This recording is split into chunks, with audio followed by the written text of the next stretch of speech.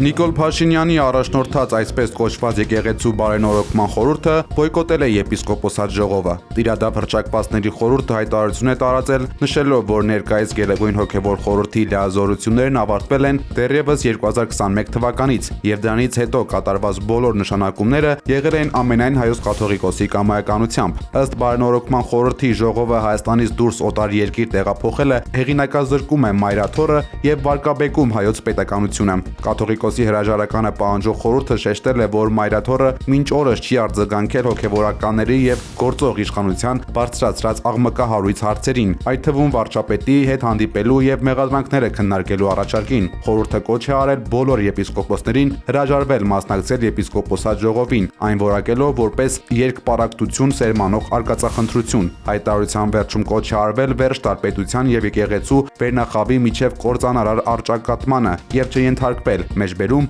մայրաթոռի վերնախավում գործող ապազգային ու պարակտող խմբակի սադրանքներին։ Ըստ խորհրդի, ստեղծված իրավիճակի միակ պատճառը սխալ կառավարումն ու բարեփոխումներից հրաժարվելն է։